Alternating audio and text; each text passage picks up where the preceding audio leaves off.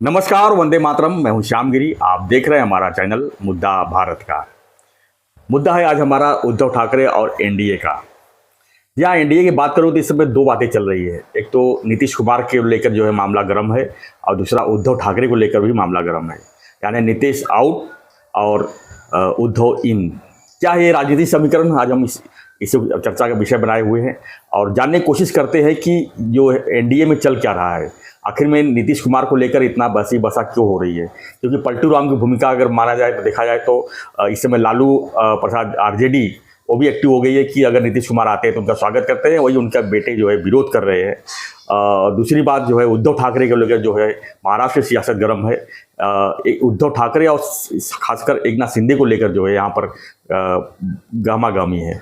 यानी कि उद्धव ठाकरे अगर इन होते हैं तो एकनाथ शिंदे क्या होगा? वैसे भी एकनाथ शिंदे का और फडणवीस जी के साथ में जो है थोड़ा सा 19-20 दिखाई दे रहा है। दोनों में इस समय मनमुटाव जैसी स्थिति दिखाई दे रही है, तनाव की स्थिति दिखाई दे रही है, ऐसा चर्चा है।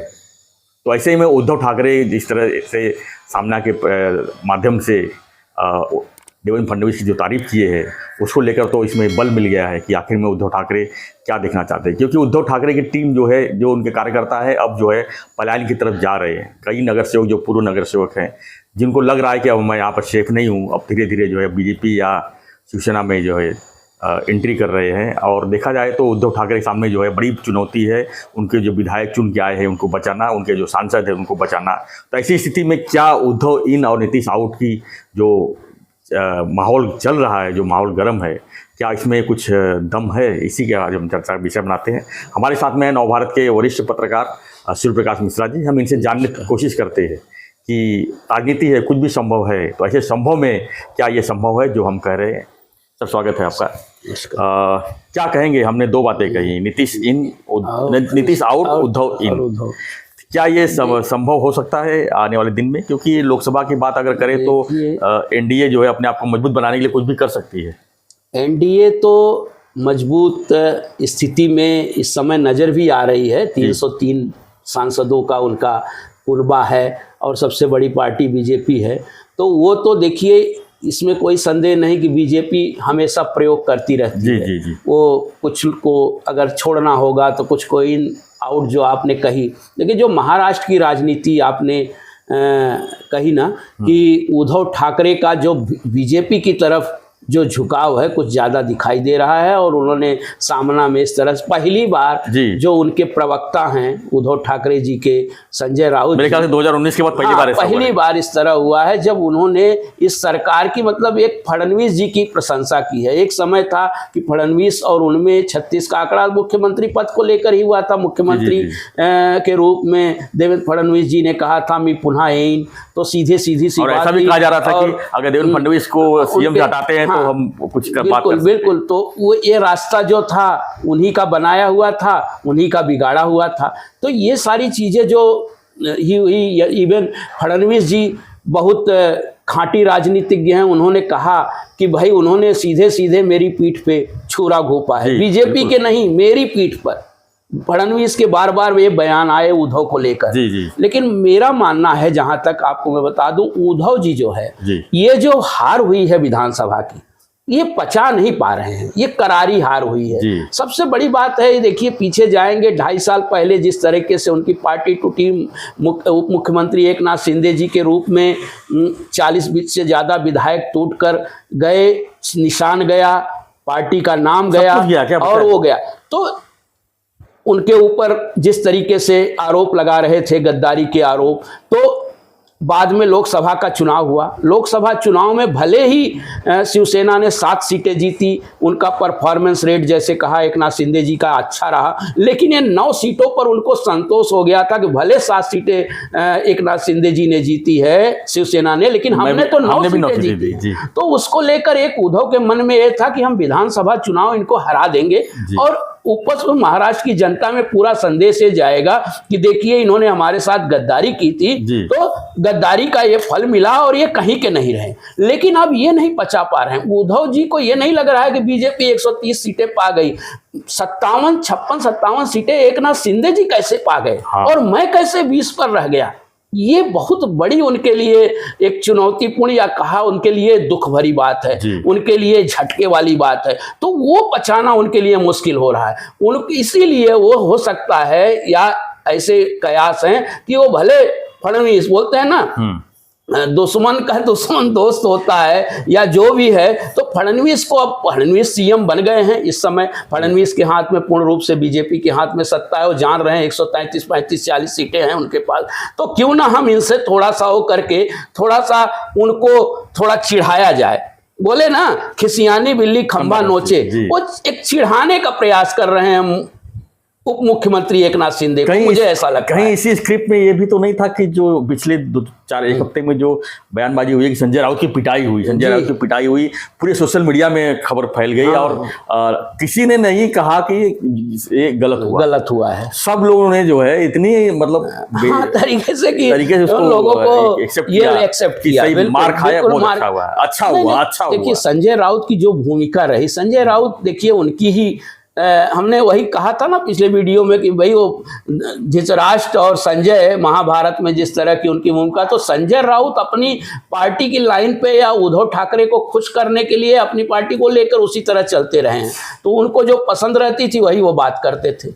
तो सबसे बड़ी चीज है संजय राउत, लेकिन करते करते करते इतना ज्यादा हो गया कि अब हार मिली उसको, उसका रिजल्ट जो है उल्टा आ गया, तो स्वाभाविक है उसका ठिकरा भी संजय राउत के ऊपर फोड़ना है। संजय राउत से उनकी पार्टी के लोग भी नाराज हैं, जो हुआ, जो कह रहे हैं कि मारपीट भले पीटने तक की वो नहीं आई, लेकिन उनकी आलोचना बैठकों में हुई है। हाँ, बैठकों में ये हुआ है कि भाई ये जो कर रहे हैं ये ठीक नहीं है। अब वो उनका ये था कि हम महाविकास आघाड़ी के साथ ही जाएंगे, तो थोड़ा सा ये हुआ कि नहीं, अब सरकार बदल रही है, बदली हुई है, माहौल बदला हुआ है, तो हो न हो। और सबसे पहला चुनौती उनको, अब अंतिम चुनौती माना जाए, पहली क्या, अंतिम चुनौती बीएमसी का इलेक्शन है। अब बीएमसी का इलेक्शन अगर शिवसेना यूबीटी हारती है तो उनके लिए बाकी 4, 4.5, 5 साल कुछ नहीं रहेगा। और बोलते हैं ना, तोते की जान जिस तरह होती है, तो उसी तरह जो है बीएमसी में इनकी जान फंसी हुई है। अगर बीएमसी तो हो ना हो इस तरह का वो कर रहे हैं, और दूसरी तरफ वो उनको भी थोड़ा सा परेशान करने का काम किए एकनाथ शिंदे जी को, थोड़ा सा को तिनके का सहारा, वैसे उनके बीएमसी का सहारा है। सबसे बड़ी बात है बीएमसी उनके लिए जीतना, वो चाह रहे किसी न किसी तरह हिंदुत्व भी बना रहे, बीजेपी के साथ जाएं, और प्लस शिवसेना जो है एकनाथ शिंदे जी की, इनको चिढ़ाने का काम करते रहें, थोड़ा सा इनको डिस्टर्ब करने का काम करते रहें। मैंने कहा ना कि उनका सबसे बड़ा सर ऐसा अगर माहौल बनता है तो क्या लगता है कि इसमें नीतीश कुमार को लेकर भी कुछ एनडीए में इस तरह का प्लान है कि अगर नीतीश कुमार धोखा भी देते हैं तो उद्धव को हम यूज कर सकते हैं, इसमें बाहर के समर्थन से ले सकते हैं? देखिए, राजनीति में कुछ भी संभव है, इसमें कोई डाउट नहीं, लेकिन जिस तरीके का बिहार की राजनीति जिस तरीके से चल रही है, उसमें इस प्रकार का धोखा या इस प्रकार का जो एक रिस्क जो है ना, वो उठाने की कोशिश नहीं करेंगे नीतीश कुमार, इस बार तो नहीं करेंगे ऐसा लग रहा है। क्योंकि वहाँ स्थिति ऐसी बनी है कि वहाँ लालू प्रसाद यादव और कांग्रेस के बीच में भी बहुत सारे द्वंद्व चल रहे हैं। प्लस जो पीके की भूमिका है ना, पीके 5-10% वोटों का सब दोनों तरफ से वो तकलीफ देने की कोशिश करेंगे पीके, लेकिन दोनों तरफ से अगर तकलीफ दी है तो पीके का कोई रोल नहीं हो पाएगा। हाँ, किसी एक तरफ से अगर पीके अगर नुकसान करती है जी तो उसमें नहीं, पीके दोनों तरफ से नुकसान करेंगे ऐसा मुझे लगता है। पीके का और दूसरी बात बीजेपी की अगर हम बात करें तो आज तक बीजेपी का बिहार में कोई चेहरा नहीं रहा है कि कोई बड़ा चेहरा हो। बिल्कुल। तो बड़ा चेहरा बनाने के लिए वहाँ सीएम बनाना पड़ेगा सबसे पहले। तो कहीं ना कहीं बीजेपी की ये भी तैयारी है कि अभी चुनाव है कुछ ही दिन में वहाँ पर, और उस चुनाव में जो है कोई बड़ा हो सकता है कि नीतीश कुमार के बदले किसी और को सीएम डिक्लेयर करके कुछ और कर सकते हैं। देखिए खेला करने की प्लानिंग तो अमित शाह का हो सकता है। 1-2 राज्य छोड़ दिया जाए तो अभी तक बीजेपी जो है केंद्र के या पीएम मोदी के चेहरे पर ही चुनाव लड़ती रही है। आप देखिए, और वो उनका चेहरा अपने आप आ जाता है। आप देखिए, आप मध्य प्रदेश का, राजस्थान का उन्होंने किस तरह सीएम बदले, उड़ीसा भी उन्होंने ऐसे आगे नहीं आया था। हो सकता है वो प्रयोग करते हैं कि भाई हम आगे बढ़ेंगे या उसमें रणनीतिक रूप से चुनाव में अपनी छवि अलग बनाने की कोशिश करेंगे, लेकिन फिलहाल उत्तर प्रदेश और बिहार की जो राजनीति है ना, अन्य राज्यों से थोड़ी अलग है। तो वहाँ का जो जातिगत समीकरण है उसको छेद पाना ना बीजेपी के लिए बहुत थोड़ा मुश्किल काम लग आज रहा भी तो है। बीजेपी सबसे नंबर 1 पार्टी वहाँ पे है। नंबर 1 पार्टी है, लेकिन इतनी चेहरा नहीं, लेकिन चेहरा नहीं है, लेकिन इतनी सीटें नहीं है कि अकेले दम पे जिस नहीं, तरह से ठीक आपने है। देखा मध्य प्रदेश में आया, राजस्थान में आया, इवन महाराष्ट्र में 133 सीटें पा गए हो। सबसे बड़ी पार्टी तो थे। संभव तो है ना, इस तरह के संभावना बिहार में नजर नहीं आती, मुझे नहीं नजर आती। फिलहाल तो ऐसा कोई माहौल नहीं बन रहा है। केंद्र सरकार इनके पास है, स्टेट में है ही, ऐसी योजनाएं ला के रख देंगे अगर चुनाव के टाइम में, क्या संभव नहीं है बताइए ना बीजेपी के लिए। नहीं, तो बिहार देखिए, वही तो कहा ना, बिहार की राजनीति थोड़ा अन्य राज्यों से थोड़ी अलग दिखाई देती है। सबसे बड़ा तो इनके पास हुकुम का एक्का लग गया, लाडली बहना जहां भी लॉन्च करेंगे वहां पर जीत के आएंगे। नहीं देखिए, सरकार बना देंगे। वो बात आपने बिल्कुल सही कही, लेकिन बिहार की उस स्थिति फिलहाल मुझे नजर नहीं आती। लाडली फिलहाल बना में नहीं है? देखिए बिहार में लाडली बना नहीं है? बिल्कुल है, वो कोशिश भी अगर- कर सकते हैं कोशिश, लेकिन जो नीतीश कुमार है ना, नीतीश कुमार की थोड़ी राजनीति एक अलग तरीके से जाती है। नीतीश कुमार की राजनीति जो है, बिहार की राजनीति जो है, महाराष्ट्र या दिल्ली या मध्य प्रदेश की तरह नहीं है। वहाँ की परिपाटी एक अलग रही है। वहाँ जातिगत समीकरण ज़्यादा से ज़्यादा होता है। भले आप कह रहे हैं कि जातीय समीकरण सर लगेगा, हरियाणा में भी था, लेकिन उन्होंने बांट दिया आपस में। हरियाणा छोटा राज्य है, तो हरियाणा पे असर थोड़ा सा अलग पड़ा। हरियाणा में बीजेपी सत्ता में भी थी, हरियाणा में बीजेपी का मुख्यमंत्री था, लेकिन वहाँ बीजेपी का भले मुख्यमंत्री, लेकिन चेहरा नीतीश कुमार ही है। नीतीश कुमार के पास इतनी ताकत है 40-50 विधायकों की, वो जहाँ जाते हैं वहाँ सरकार बनती है। तो स्वाभाविक रूप से जो है ना, उसको नीतीश कुमार को कमजोर करने का काम पीके करेंगे। मुझे तो कहीं कहीं लगता है कि पीके बीजेपी के लिए लाभदायक साबित है, इसलिए पीके को जो है बीजेपी की बी टीम कहा जा रहा है। तो ये पीके के सहारे अगर बीजेपी वहां सत्ता के शीर्ष पर पहुंचती है तो कोई हैरानी वाली बात नहीं है। जी।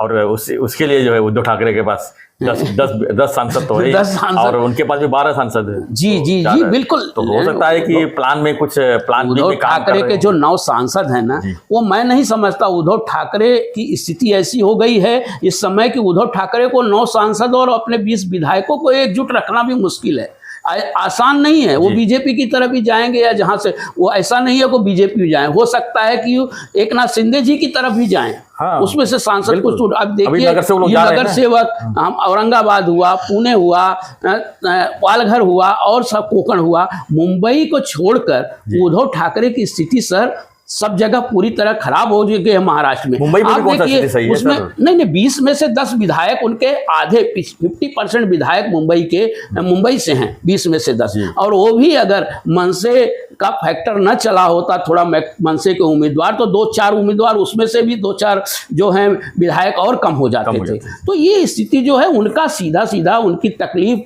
ये मैं कहता हूँ ना, उनकी तकलीफ एकनाथ शिंदे जी को लेकर है कि एकनाथ शिंदे जी ज़्यादा न प्रभावी हों। एकनाथ शिंदे, जैसे मैं कहता हूं ना कि बीजेपी अगर हारेगी तो कांग्रेस से हारेगी, और कांग्रेस हारेगी अगर सत्ता से उतरेगी सेंट्रल की, तो बीजेपी से उतरेगी। तो वही स्थिति है, ये दोनों शिवसेना का जो द्वंद्व है। अब देखिए राष्ट्रवादी में भी वही पोजीशन है, आप देख रहे हैं शरद पवार जी की पार्टी के जो लोग हैं अब अजित पवार की ओर आने के लिए आने वाला समय में हम देख सकते हैं कि कांग्रेस एक जगह रहेगी और बीजेपी प्लस 4 पार्टी एक साथ हो सकती है। तो आपने बिल्कुल सही, उसी तरह का है ये कि जो शिवसेना, दोनों शिवसेना जो है, एकनाथ शिंदे जी की जो शिवसेना है और उद्धव की जो शिवसेना है, इसके बीच भी द्वंद्व चलता रहेगा। यहाँ वहाँ से यहाँ, अगर सत्ता किसको नहीं चाहिए, जब सत्ता आती है तो सत्ता के लालच में बाकी बहुत सारा कार्यकर्ता, पदाधिकारी, सांसद, विधायक सब आते हैं। तो वही स्थिति है, और उद्धव जी को वही डर है कि कहीं हमारा जो है कुनबा जो है और भी कम ना हो जाए, जो बचा कुचा है। इसीलिए वो बीजेपी की तरफ दिखाने की कोशिश कर रहे हैं कि मैं बीजेपी के साथ हूं, मैं फडणवीस के साथ हूं। धन्यवाद मिश्रा जी जानकारी के लिए। तो फ्रेंड्स, हमारा आज का विषय यही था कि क्या नीतीश आउट और उद्धव इन की जो चर्चा चल रही है, क्या संभव हो सकता है ऐसा? राजनीति है, संभव तो कुछ भी हो सकता है, लेकिन क्या स्थिति बन रही है, क्योंकि बिहार में भी चुनाव है, महाराष्ट्र में भी लोकल बॉडी चुनाव है। तो ऐसे में क्या उद्धव ठाकरे अपने आप को बचाने के लिए, अपने लोगों को बचाने के लिए ऐसा गेम कर सकते हैं, या ऐसे संभावना जता सकते हैं?